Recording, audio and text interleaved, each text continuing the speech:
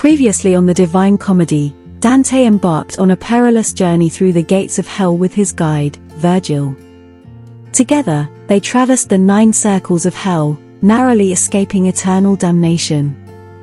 Each circle represented a specific sin, with the crimes and punishments growing more severe as they descended deeper into the underworld.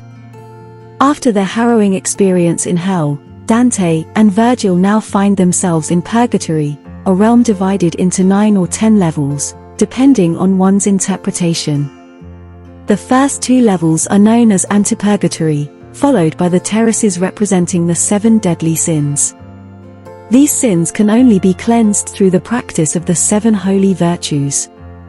The final level, known as the earthly paradise, awaits them at the top of the mountain of purgatory. On the morning of Easter Sunday, Dante and Virgil stand at the base of the mountain, ready to begin their ascent. As Dante reflects on the incredible journey through hell, he realizes that their adventure is far from over.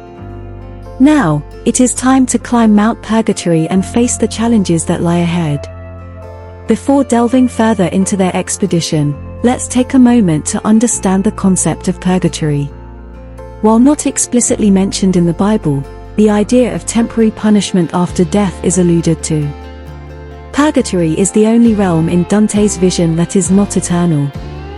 It serves as a place where souls who are not yet ready for hell or paradise can cleanse their sins and grow spiritually. When the last judgment arrives, all souls in purgatory will be either sent to hell or granted entry into paradise, resulting in the cessation of purgatory itself. At the base of the mountain, Dante and Virgil encounter Cato, an old man who guards the entrance to purgatory. Cato is skeptical of their escape from hell but is eventually persuaded by Virgil's explanation of their journey and the divine permission granted by God. As a symbolic act of purification, Virgil wraps a reed around Dante and washes his face, resembling a baptism. Interestingly, Cato, a virtuous pagan who committed suicide, finds himself in purgatory instead of hell.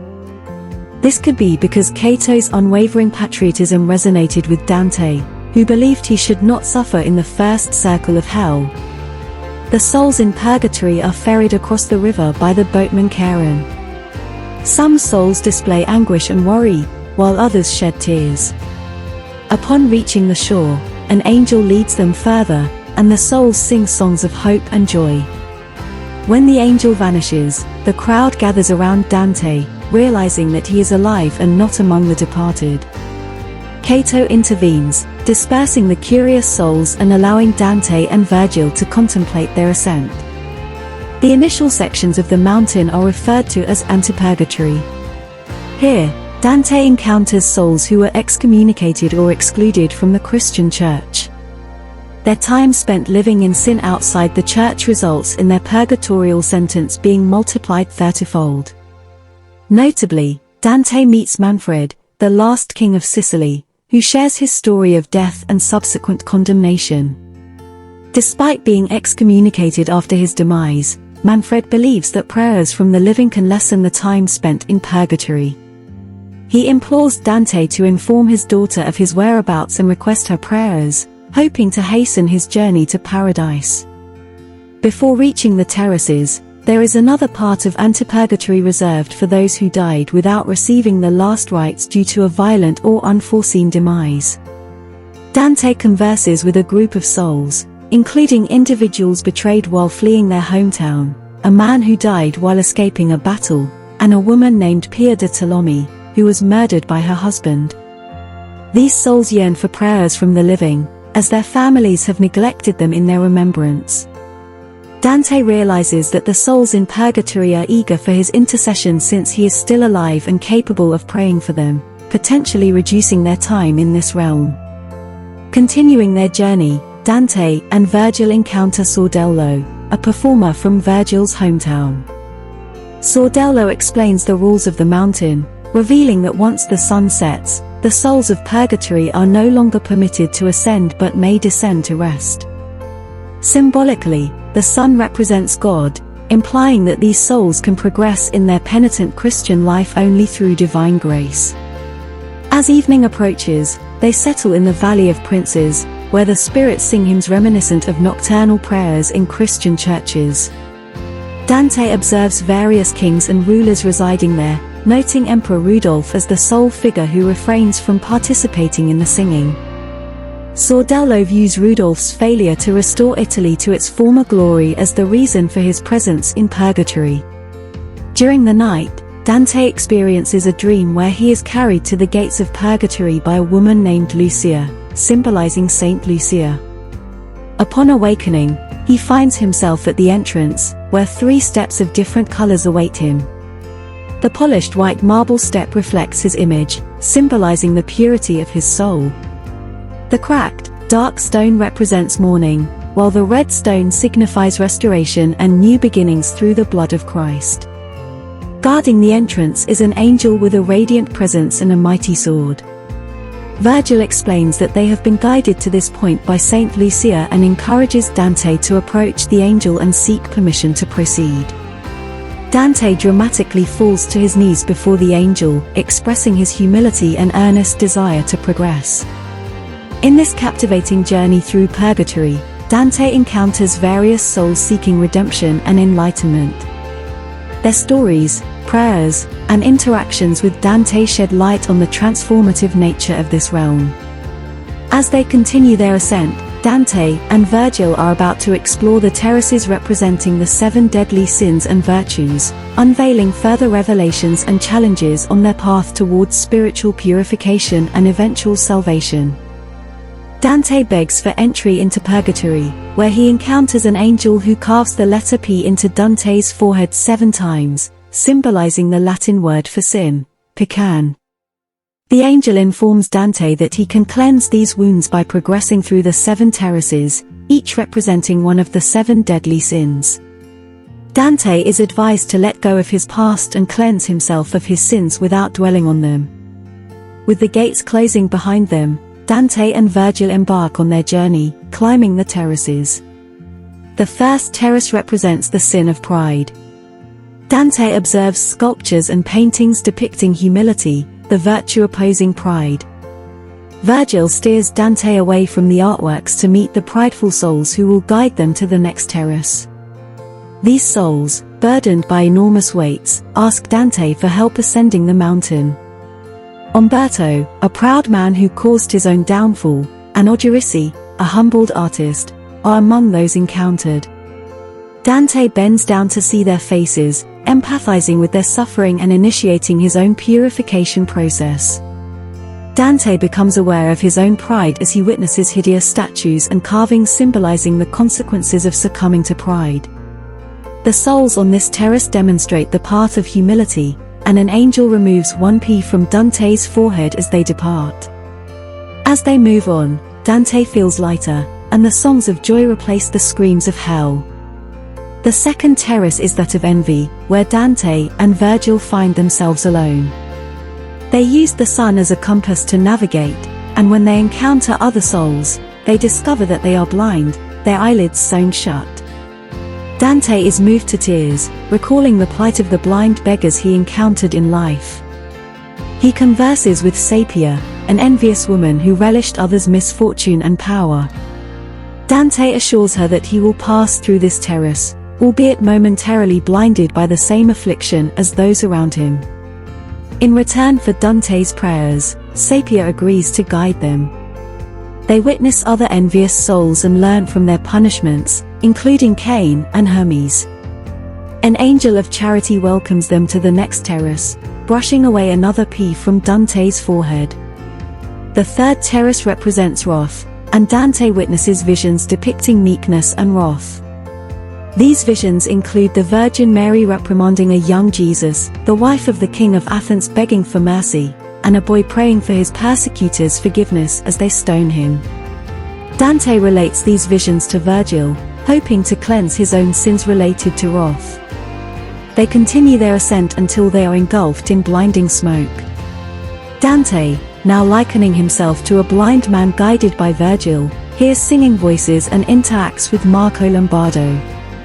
Marco believes that humanity's belief in free will is crucial, as reward and punishment only make sense if individuals are responsible for their actions.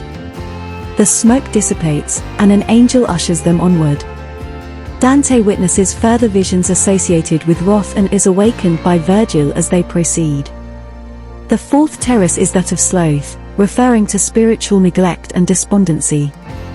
Virgil explains that love is the driving force behind vices and virtues. Two types of love exist: love for worldly things or individuals and love for God. Neglecting the pursuit of love and turning away from God characterizes the slothful souls. Dante encounters spirits who have little time for conversation, and Virgil guides him on how to cleanse this vice. Dante falls asleep and dreams of a beautiful woman, who turns out to be a siren representing gluttony and lust. Virgil intervenes by stripping the siren of her allure, awakening Dante to her true repulsive nature. In his dream, Dante also sees a saintly woman who is displeased with Virgil's allowance of the situation. Dante realizes his mistake and awakens, perceiving the siren's repugnant appearance and smell. As they approach the entrance of the next terrace, they are greeted by the angel of zeal, who has proven himself in his dream. The angel brushes off another sin from them and shows them the passage to the next terrace. The last three terraces are dedicated to those who either misplace their love or show excessive love. These terraces represent avarice, gluttony, and lust. In the fifth terrace, which represents avarice, they witness penitent souls lying face down on the ground in chains, weeping. When they seek directions, they are advised to look to the right if they do not share a similar punishment. The first soul Dante encounters is Pope Adrian V, who ended up here due to his ambition for political power within the church. As he lost interest in his mortal life, he shifted his focus to the afterlife, which led him to this terrace instead of hell. As they continue down the path, a female voice calls out to them. She describes Mary's humble birth of Jesus in a stable as an example of poverty. Other souls also share stories of poverty, emphasizing the virtue of generosity as a means to cleanse the sin of greed. Dante hears stories of Fabricius, a Roman politician who rejected bribes to advance his own position, and individuals who provided money to help poor women afford marriage. They come across Hugh Capet, a king of France, who shares his own stories. He informs Dante that the souls in this terrace discuss acts of generosity during the day and sins of avarice during the night. Suddenly, an earthquake occurs, but only Dante and Virgil appear concerned, interpreting it as a sign to hurry. Finally, they encounter a man who is compared to Jesus Christ after his resurrection. Dante and Virgil recognize him as the two disciples who met Jesus on the road. Virgil explains that Dante was meant to reign with the righteous but deviated from his path. Virgil's role is to guide him. The man, overjoyed by this revelation and being a fan of Virgil's work, reveals himself as the Roman poet Statius. The tremor they felt earlier signifies a soul's readiness to ascend to paradise. In this case, the tremor resulted from Statius' transformation inspired by Virgil's work. They are then greeted by the angel of moderation, who removes another of Dante's sins and leads them to the next terrace. Statius decides to join Dante and Virgil on their journey. Terrace number 6 is inhabited by those guilty of gluttony. The souls in this terrace experience eternal hunger and thirst. They see a tree laden with fruit and a pool of water, but the souls are unable to satisfy their cravings. Voices recount stories of temperance, the virtue needed to overcome gluttony. Dante is cautious not to be tempted by the fruit, and Virgil urges him to continue on the path. As they proceed, they witness starved and emaciated souls, prompting voices to warn Dante that the tree represents the forbidden tree of knowledge in the Garden of Eden. The voices also share stories of gluttony. Eventually, they reach a red light, where the angel of temperance guides them, removing the sin of gluttony. Terrace number 7 is where the lustful reside. To enter, they must pass through a wall of fire. Souls walk through the flames and share examples of lust, including the cities of Sodom and Gomorrah. Repentance in this terrace is for acts of inappropriate and misdirected sexual desire. The poets are greeted by the angel of chastity, urging them to proceed through the fire. Dante hesitates, but Virgil assures him there is no danger of death. Dante demonstrates his faith in God and steps forward, passing through the wall of fire. On the other side, they encounter a set of steps, where Virgil congratulates Dante, as he is now free and no longer needs a guide. Virgil encourages Dante to explore the earthly paradise on his own. At the top of Mount Purgatory sits the earthly paradise, resembling the Garden of Eden with its lush greenery. Dante encounters a young woman singing by a riverbed, reminiscent of Demeter's song when her daughter Persephone descends to the underworld. The woman explains that in the Garden of Eden, where humanity committed the original sin, things operate differently. She mentions the special properties of the waters in purgatory, which can cause one to forget their sins or remember their good deeds. Dante suddenly finds himself alone, and a bright flash of light illuminates the forest. He sees 7 trees forming a candelabra, with flames lighting the sky. A group of people dressed in white approaches, including 24 elders and 4 animals wearing crowns of leaves. A chariot pulled by a griffin follows, with dancing women on one side and women in dark red or purple on the other. Behind the chariot, there are 7 men. Dante recognizes Beatrice as she emerges from the flowers and lights. Virgil is no longer present, symbolizing his role as a guide concluding in purgatory. Beatrice represents the path of God that Dante must now follow. Dante confesses to Beatrice, acknowledging his turn to material possessions after her death as a means of distraction. She admonishes him, expecting her death to have had a different impact. Beatrice urges Dante to confess his sins, and he does so with increasing shame. Beatrice unveils her face, overwhelming Dante, who faints. When he wakes, he finds himself by a river with a young woman and Statius, who escort him back to Beatrice. This process represents the forgetting of past sins. Dante encounters the river Lethe, where he must drink to restore his memories of good deeds. Now prepared to ascend to paradise, Dante concludes with the words, "From that most holy wave I now return to Beatrice, remade as new trees are renewed when they bring forth new boughs. I was pure and prepared to climb unto the stars." The story of Dante's journey through purgatory and hell has reached its conclusion, leaving only one place to visit, the story of paradise, which will be shared another time.